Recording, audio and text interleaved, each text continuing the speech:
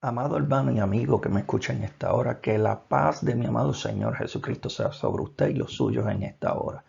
Le saludamos de parte de el profesor William Quintana, de parte del Departamento de Educación Cristiana del Pepino, San Sebastián del Pepino. En esta hora vamos a discutir un tema, ya que estamos en el mes de la Biblia, sobre la historia, cómo se creó las Sagradas Escrituras, la historia y el propósito de la Biblia. Eso es lo que estaremos discutiendo, pero no sin antes, como siempre, presentarnos ante el Señor en agradecimiento por la sabiduría y el conocimiento que Él nos ha prestado durante esta hora para compartir con ustedes que nos ven en este momento. Padre celestial, Padre amado, Señor, te pedimos en esta hora, Señor, que bajo tu gracia, tu poder y tu misericordia seas tú, Padre amado, llevando, Señor, el conocimiento, Señor, la adquisición, Señor, de información, Padre amado, para ser, Señor, Padre amado, cada día más hacedores, Señor, y conocedores de las Sagradas Escrituras.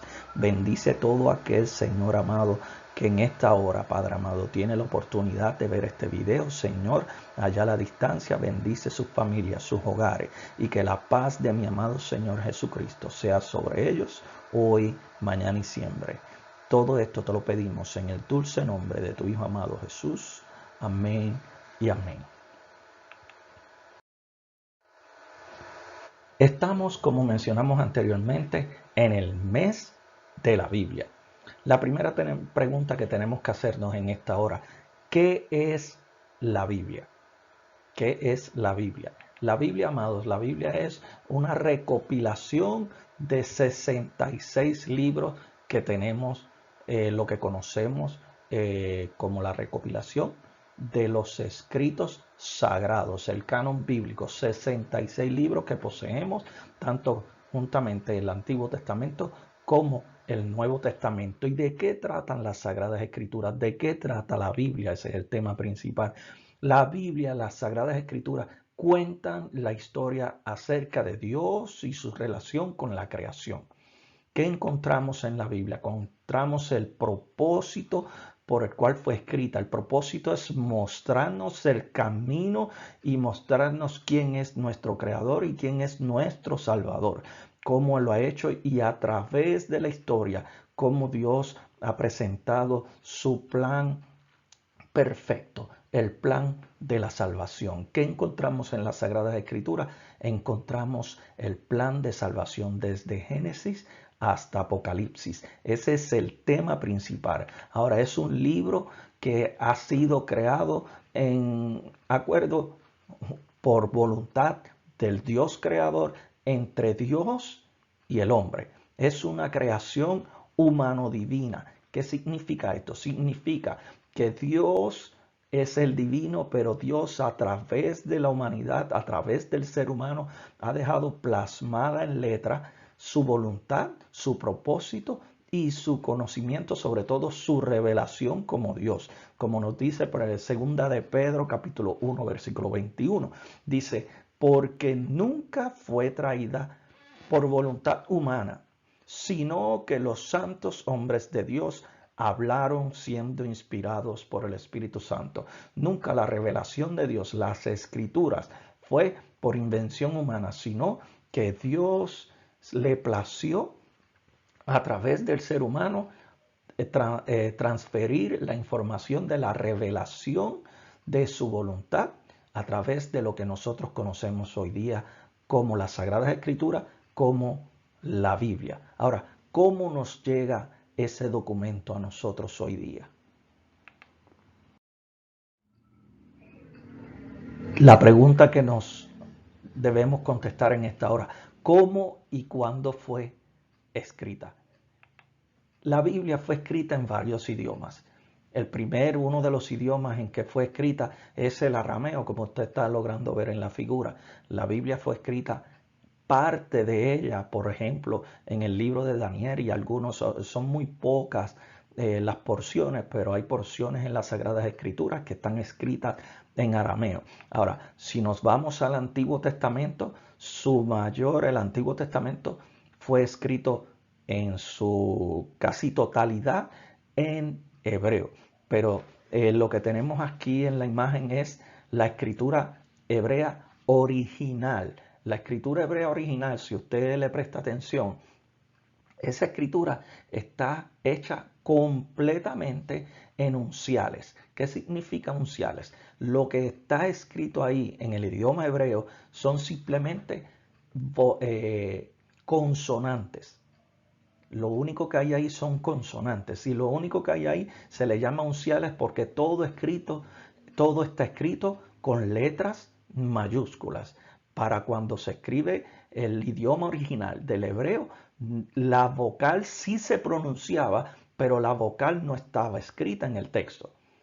No estaba escrita en el texto. Y también, como podemos apreciar en la imagen, las palabras estaban con muy poca o casi ninguna separación entre palabra y palabra. Entonces, ¿cómo llegamos al texto y a la pronunciación que tenemos hoy día? Hubieron unas personas llamados los masoretas, que esas personas fueron judíos escribas, personas especializadas en el idioma hebreo, que tomaron la iniciativa de añadirle a esa escritura puntos. Si usted se fija en la imagen que tenemos ahora presente, existen puntos y señales que están entrelazadas entre el escrito hebreo.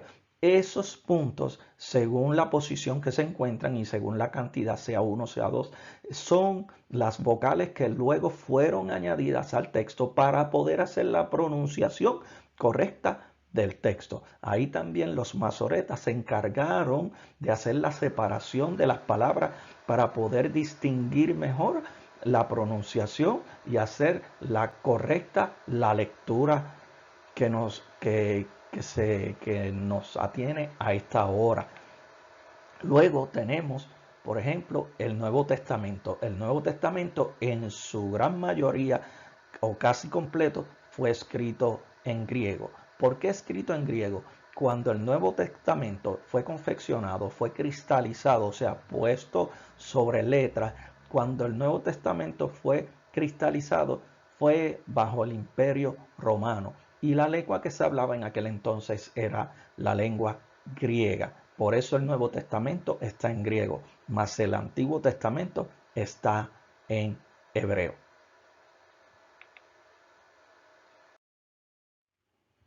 Entonces, a través de los tiempos, ¿cómo y cuándo fue escrita? Lo primero, con el tiempo, para el conocimiento que tenían para el tiempo en que fue confeccionada la Sagrada Escritura, sobre todo que fue cristalizado, o sea, que fue puesta la escritura en papel o en aquel momento que se conocía, por ejemplo, los pergaminos. El pergamino era un material que se utilizaba de pieles de animales en donde se hacía, se secaba, se disecaban, se le daban unos tratamientos y luego se utilizaban para la escritura, el conocimiento que tenían en aquel entonces. También existe el papiro. El papiro es una planta que crecía cercanos a Fenicia y de ahí se extrae de una planta las hojas, se cocen entre ellas, se ponen a disecar y se confecciona hasta que llega a ser el papel, hasta que se le dé, que es la forma, la hoja que se utilizaba para la escritura. Luego con el tiempo esas hojas, tanto las de papiro como las de pergamino, fueron unidas unas con otras y se guardaban en rollos una página al lado de la otra. Pero luego con el tiempo, para hacerlo mucho más accesible, se inventó lo que llamamos el códice. El códice es lo que usted y yo conocemos hoy día como si fuera los libros. ¿Qué significa? En aquel entonces era más difícil, se hacía más trabajoso si fuéramos a buscar el libro de Isaías y fuéramos a leer en el capítulo 53, el siervo sufriente, teníamos que mover y darle vuelta al rollo completamente hasta llegar a ese capítulo para poder leer la lectura que correspondía a ese día. Mas alguien inventó y se le fue más fácil el códice. El códice pensaron es mucho más fácil unir hoja con hoja y coserlas en el centro. Entonces, en vez de estar dándole vuelta a todo el rollo, se hace más fácil pasar la hoja por adelante y por atrás. Y es lo que conocemos hoy día como el códice, y es lo que conocemos hoy día como los libros, que hasta el día de hoy es la forma que utilizamos en la lectura. Queda claro, hay que hacer notar, y es sumamente importante, que con el tiempo el uso de los papiros, el uso de los pergaminos, aún de los códices en el material que estaban plasmados, las escrituras, ese material con el tiempo, debido a las clemencias del tiempo y debido también a cuando hubo la persecución contra los cristianos, muchos escritos fueron quemados, y con el tiempo también muchos escritos que no fueron conservados adecuadamente debido a las altas temperaturas, a la humedad, con el tiempo se van desvaneciendo y se van perdiendo. ¿Qué trae como resultado esto? Los manuscritos originales. Manuscrito es una copia a mano, por eso se llama manuscrito. Hoy día nosotros tenemos copias de copias de copias. Era la forma que se copiaba en aquel entonces, hace tiempo atrás. Mas, sin embargo, los manuscritos originales, o sea, los autógrafos. Autógrafos son lo que realmente de primera mano escribieron las personas que escribieron las Sagradas Escrituras. Al día de hoy desaparecieron. No las tenemos entre nosotros por lo que les he expresado anteriormente, por las inclemencias del tiempo o porque fueron quemadas en un tiempo definido, intentando desaparecer las Sagradas Escrituras. Por lo tanto, hoy lo que usted y yo tenemos son copias de copias, pero interesantemente, descubrimientos arqueológicos como el que se hizo hace unos siglos atrás en las cuevas de Qumrán, se encontraron unos documentos bien conservados que datan de siglos muy cercanos a los escritos originales, y por ende, mientras más descubrimientos se siguen haciendo con los años, más podemos acercarnos al texto original, no a la copia que hoy día tenemos. Pero aún así, los textos más antiguos que se han encontrado nos datan y nos rectifican que por los documentos que nosotros tenemos a la mano están muy acorde, lo más cercano posible a las escrituras originales. Por lo tanto, podemos dar fe de que lo que tenemos en nuestras manos es correcto. Las transmisiones. El pueblo judío, a través de los tiempos, ellos son muy conservadores en la transmisión del texto y del conocimiento que tenían en aquel entonces. Y a través de los tiempos, antes de cristalizar, antes de poner en documento y poner por escrito el conocimiento que tenían, ellos eran muy celosos con la transmisión de la información. Pero a principios las escrituras se transmitía de persona a persona, y claro, tenían una simétrica que era muy estricta, que al día de hoy podemos tener la confianza de que lo que se transmitía entre personas, entre generación a generación, era lo que nosotros tenemos hoy día en nuestras manos. Las divisiones. No fue hasta para el año 1250 después de Cristo, o sea, hace unos siglos atrás, que se vino a dividir la Biblia en capítulos. Sí, amados, la Biblia no fue escrita ni por capítulos ni por versículos. Por lo tanto, ¿cuál fue el propósito de hacer los capítulos? El propósito de los capítulos fue que cuando nosotros fuéramos a hacer la lectura adecuada en el día que correspondía, nosotros fuéramos al lugar y todos pudiéramos llegar al mismo lugar mucho más fácil. El propósito de los capítulos no fue dividir la Biblia como hoy día se ha hecho. ¿Qué sucede con la división? Que aunque ha sido de beneficio y tuvo un propósito, hoy día esa división en muchas ocasiones ha permitido que extraigamos de las Sagradas Escrituras porciones que a la hora de la verdad no tienen la verdad completa, sino partes de ellas. ¿Y qué sucede cuando tú extraes un texto y lo sacas de su contexto? Adquieres una información incorrecta. Y cuando leemos las Sagradas Escrituras debemos leerla en su total contexto, como fueron escritas.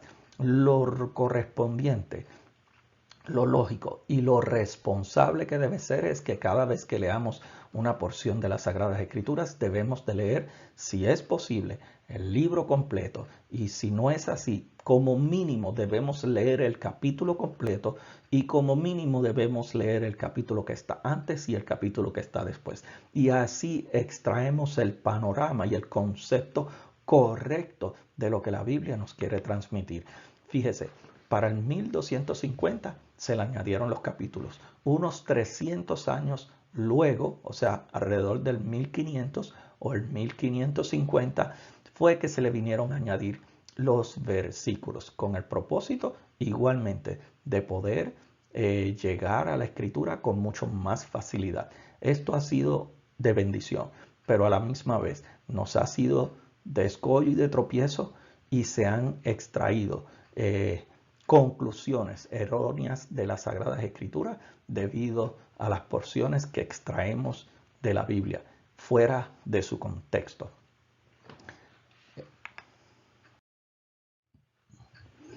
¿Cómo surge el canon bíblico?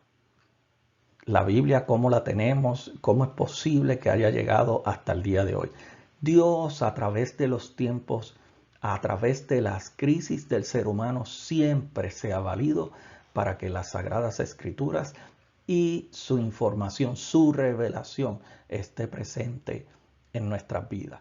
Y tenemos que entender, vamos a tomarlo por parte, primeramente, el Antiguo Testamento. La Biblia no se hizo en un inicio teniendo en mente hacer un escrito como nosotros tenemos hoy día. Sucede, traigo un poco de historia para poder entender la consecuencia, lo que provocó que el Antiguo Testamento se confeccionara y tuviéramos lo que hoy día tenemos como el canon bíblico del Antiguo Testamento. El pueblo de Israel tenía los escritos de Moisés, tenía muchos escritos de los jueces, de los profetas, pero esos escritos en muchas ocasiones eran menospreciados y estaban en lugares que ni el pueblo accesaba a ellos. Sucede lo siguiente, viene la conquista, el pueblo fue desobediente y como usted conoce vino Nabucodonosor, el pueblo de Babilonia, y llevó cautivo al pueblo de Israel hacia Babilonia. Cuando Nabucodonosor toma al pueblo como cautivo y lo lleva a Babilonia, destruyen el templo. El centro principal del pueblo judío era el templo, era el lugar donde se hacían los sacrificios, donde se llevaba toda la ceremonia. Al no tener su templo y al no tener su religión, porque fue destrozada por el imperio babilónico, en el exilio, en terreno extraño, ellos decidieron reunirse entonces y crear lo que hoy día conocemos como sinagogas. ¿Qué era eso? Lugares entonces donde ya no podemos hacer sacrificio, pero necesitamos reunirnos y lo más importante, como nación, ya que estamos ligados con otra nación, que eran los babilónicos, nos es imperante, nos es importante, necesario recopilar todos los documentos que tenemos como nación. O sea, fue a través de esa crisis que el pueblo de Israel decidió y tomó la iniciativa de, para no desaparecer como nación y como cultura, recopilar sus escritos. Fue ahí donde se empieza a confeccionar el Antiguo Testamento. Fue ahí donde se comienza a recolectar los libros y todos los escritos del pueblo hebreo. En ese entonces, obviamente, los judíos más conservadores tomaron la iniciativa de escoger qué libros iban a pertenecer a los libros sagrados y qué libros iban a no pertenecer, porque no son los únicos escritos que los judíos, los hebreos tienen. Fue entonces cuando ellos tomaron la iniciativa de recolectar el Pentateuco, de recolectar los profetas y recolectar los escritos. Entre los profetas se encuentran los libros históricos y entre los escritos se encuentran los libros de sabiduría y otros libros adicionales como Ruth y Esther, que algunos consideran históricos y otros consideran libros escritos según los hebreos. Es ahí que deciden darle forma a lo que nosotros conocemos como el Antiguo Testamento. Gracias a una crisis surge lo que nosotros conocemos como Antiguo Testamento. Siempre, a través de toda crisis, Dios se vale para mostrar su misericordia y su amor y sobre todo su poder. Curiosamente, en el Nuevo Testamento, fue algo sumamente similar. Cuando surge luego el cristianismo, nosotros como evangélicos, el cristianismo nació con la bendición de tener ya un canon, de tener una Biblia en sus manos. ¿Cuál es? El escrito judío, que en esta ocasión viene a ser el Antiguo Testamento. En el Nuevo Testamento todavía no estaba escrito después de la muerte de Cristo, muerte y ascensión de Cristo. Entonces, cuando empiezan a recopilar, vino este caballero llamado Marción de Sinope. Este caballero intentó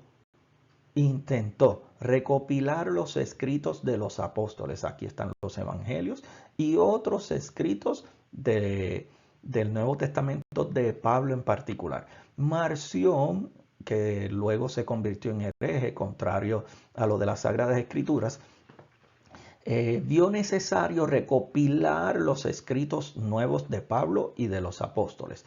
Pero ¿qué sucede? Marción en todo tiempo estuvo en contra de los escritos del Antiguo Testamento, porque según su teología, él decía que el Antiguo Testamento había un Dios que era malo y que el Nuevo Testamento nos muestra un Dios que era bueno, que es Cristo. Está trayendo un dualismo, un Dios bueno y un Dios malo. La iglesia de aquel entonces se vio en la obligación de contrarrestar esta teología. Marción escogió ciertos libros según le convenía, escogió ciertos libros, ciertos documentos y dijo, estos son los libros sagrados. La iglesia, al ver que esto estaba sucediendo, vuelvo a repetir, mediante una crisis, mediante una persona contraria, mediante un hereje al evangelio, provoca que la iglesia entonces tome acción y diga, no, lo que este caballero está enseñando es falso, por lo tanto, como corresponde a la iglesia, debemos de tomar nosotros la iniciativa y recolectar y canonizar, o sea, poner por final y firme cuáles son los libros que nosotros utilizaremos como doctrina y como fue. Gracias al hereje Marción de Sinope, la iglesia se vio obligada a establecer un canon del Nuevo Testamento. Gracias a esa crisis. Si no hubiera sido así, la iglesia no hubiera tomado esa iniciativa. Pero gracias a eso se crea el Nuevo Testamento. El Nuevo Testamento, obviamente, cada libro, igual que el Antiguo Testamento, tenían unas reglas que había que cumplir para poder ser aceptados como libros sagrados del canon bíblico. Canon es la regla, es la norma que nos iba a conducir hacia la verdad escrita y revelada de parte de Dios.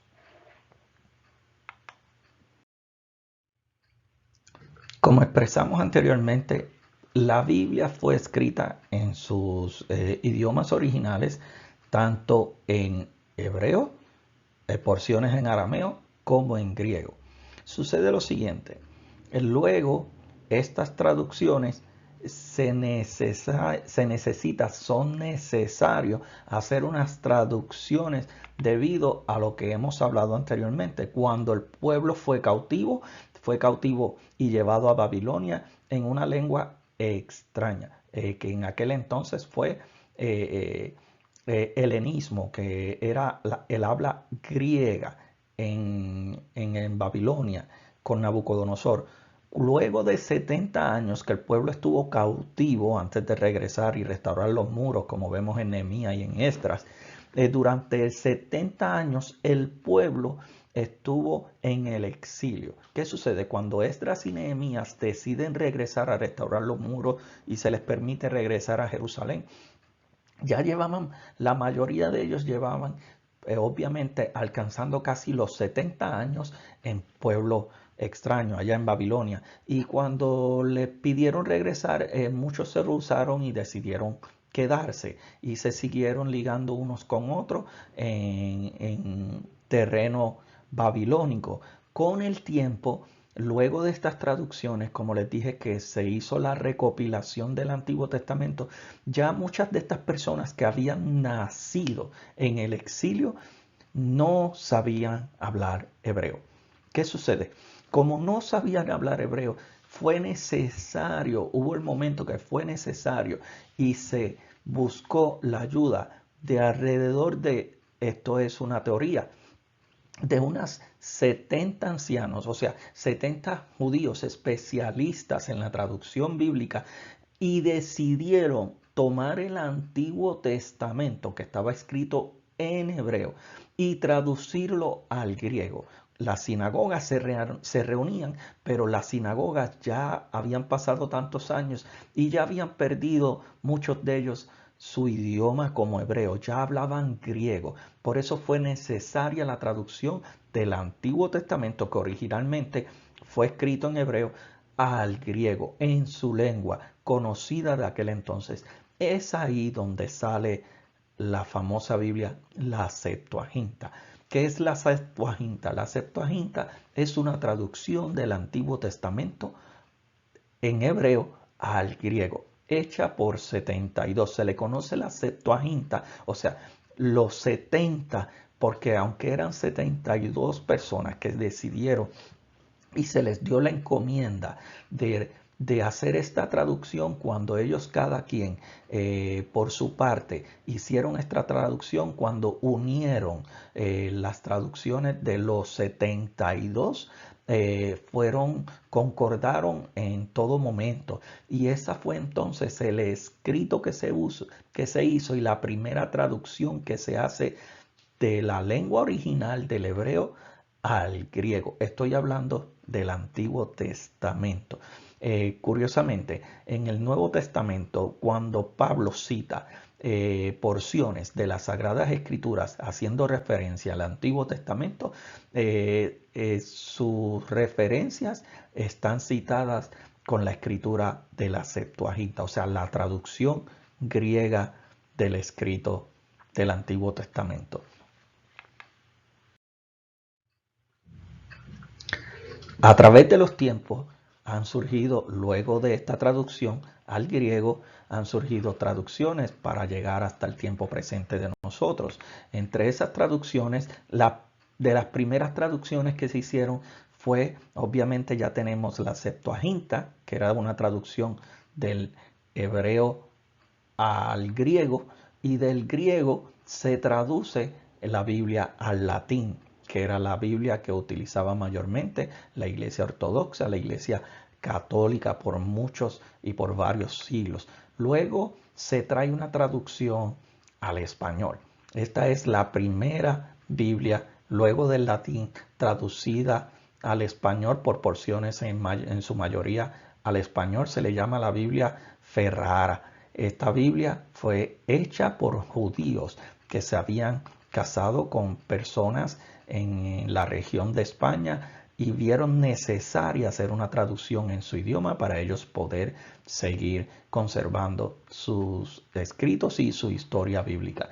Luego de la traducción Ferrara se hace la traducción conocida como la Biblia del Oso, hecha por Casiodoro de Reina para el 1569. Esta Biblia del Oso se le conoce la Biblia del Oso, conocida por una imagen que tiene en su portada que presenta a un oso comiendo miel de un panal de abejas, un oso comiendo miel, como que las Sagradas Escrituras son miel a nuestro paladar, y por eso es que se le conoce la Biblia del Oso, hecha por Casiodoro de Reina. Este caballero, Casiodoro, disculpe, de Reina, unido luego a Valera, fue lo que luego hacen la traducción que hoy día más común utiliza el pueblo latino. ¿Cuál es? La Biblia Reina Valera del 1960. Esa es la Biblia más utilizada por el pueblo evangélico, sobre todo latinoamericano. La Biblia que tenemos y que en su mayoría tenemos todos en común. A la traducción al español. Entre otras traducciones tenemos también las traducciones que usa mayormente la Iglesia Católica. Entre ellas está la Nacar Colunga, y también tenemos la traducción de la Biblia de Jerusalén. Una excelente Biblia, una Biblia muy adecuada y sobre todo muy cercana a los escritos que se han descubierto más antiguos de la colección de escritos hebreos, tanto hebreos como griegos. Una excelente Biblia. Estas no son las únicas Biblias que existen hoy día debido a la tecnología. Podemos tener impreso varias versiones. También existe la Biblia Dios habla hoy, también existe la Biblia Nueva Traducción Viviente, también tenemos entre nosotros la Biblia de lenguaje actual, y sobre todo hay una Biblia que es una de mis preferidas, y es la Biblia, la Nueva Traducción Viviente. Excelente Biblia porque está muy adecuada al idioma latino de habla hispana en Latinoamérica. Una excelente Biblia, fácil de entender, mucho más adecuada al tiempo de nosotros. Todas ellas, ¿cuál es la mejor? Todas ellas son palabra de Dios. Todas ellas tenemos que utilizarlas en conjunto, y todas ellas nos ayudan a comprender mejor la verdad revelada de Dios. Las Sagradas Escrituras han, a través de todos los tiempos, han dictado la norma y regla de conducta aún de las naciones, aún en contra de ella. Por ejemplo, cuando Cristo murió y ascendió al cielo, la Biblia dictaba la norma de quienes debían de morir en los círculos romanos para el tiempo de Cristo, cuando era Roma el imperio que imperaba en aquel entonces, tanto así que toda persona que tuviera algún escrito o promulgara esta fe tenía que morir, y el gobierno se dictaba en contra de estas personas. Luego, con el tiempo, la Biblia, hubo un caballero llamado Constantino, que un emperador que, según la historia, él tuvo un sueño en el que vio una cruz y entendió que el gobierno, su política debía regirse por por las normas bíblicas. Fue entonces cuando surge que la Iglesia ortodoxa de aquel entonces, la Iglesia católica romana, viene a ser el centro de cómo se ha de gobernar, el centro de la política del imperio de aquel entonces. Surgen las cruzadas. Lamentablemente, a través de las cruzadas se hicieron conquistas llevando supuestamente en el nombre de Cristo, pero muchas de ellas fueron utilizadas inadecuadamente y trajeron como consecuencia cosas no conforme a la fe que está registrada en las Sagradas Escrituras. Luego de eso, ya que la Iglesia Ortodoxa se estaba desviando de lo que realmente decían las Escrituras, surge este caballero conocido como Martín Lutero, quien intentando, y luego del estudio bíblico, intentando regresar a lo que las Sagradas Escrituras decían en aquel entonces, utilizó e hizo 95 tesis demostrando que realmente estamos desenfocados y que tenemos que volver a la sola escritura, o sea, solamente a lo que diga la Biblia. Es en aquel entonces que la Iglesia Ortodoxa decide no regresar a los principios bíblicos, sino mantenerse en su postura Y es ahí donde surge la reforma y donde surgen los reformistas, donde surgen las nuevas religiones, metodistas, bautistas, luego de la reforma. Pero aún así la Biblia sigue rigiendo los gobiernos y la política hasta que llega el momento de la industrialización. Cuando empieza la industrialización, ya las familias no estudiaban la Biblia y debido a la situación económica era más el proceso de irse a trabajar y el olvido de la Biblia quedó relegado a un segundo plano. Entonces ya no era importante la Biblia, sino lo más importante era adquirir riquezas y sobre todo para poder subsistir. Y los gobiernos se rigieron y se olvidaron de la Biblia. Empieza a surgir el conocimiento de la ciencia. Cuando empieza a surgir el conocimiento de la ciencia, ya la ciencia me empieza a explicar cosas que aparentemente van contrarias a la Biblia. Entonces ya la Biblia no pasa a ser una regla de norma, sino un libro más. Entonces es la ciencia la que dicta qué es la verdad y qué no es la verdad. Y ya la Biblia no forma parte de los gobiernos. Luego, al día de hoy tenemos el relativismo. El relativismo es que la verdad absoluta no existe. Todo depende del punto de vista de donde tú lo veas. El enunciado en sí mismo es contrario, porque si la verdad no existe, pues entonces el enunciado es falso. La verdad sí existe, la verdad es única y la verdad está en las Sagradas Escrituras. No importa lo que diga, aún hoy día los gobiernos han querido gobernar, han querido hacer su dictadura, sus gobiernos fuera de las Sagradas Escrituras, pero siempre, siempre, aunque el gobierno, no importa la nación que sea, siempre que el gobierno quiere estar fuera de las Sagradas Escrituras, aún las Sagradas Escrituras son la norma de regla de fe y de verdad absoluta que Dios ha revelado a cada uno de los que les quieren buscar. Amado hermano, la Biblia ha demostrado a través de todos los siglos que es la única verdad existente. El tiempo, los tiempos, los siglos no han conseguido detenerla. Los tiempos, los siglos, todo lo contrario, han demostrado de que se ha preservado y que es la palabra de Dios y que no importa quién pase, quién la acepte, quién no la acepte, sigue siendo nuestra revelación de salvación.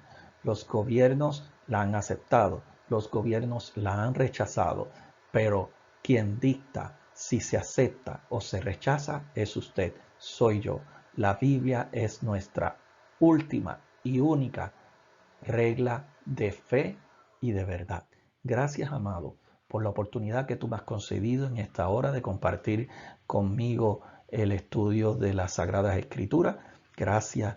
Dios te cuide a usted y bendiga a usted y los suyos y todo aquel que ha tenido la oportunidad de poder ver este estudio, de poder ver este video. Que la paz de mi amado Señor sea sobre usted y los suyos, recordando siempre que el cielo y la tierra pasará, pero mi palabra, dice Jehová Dios, no pasará. Dios te cuide, Dios te guarde. Amén y amén.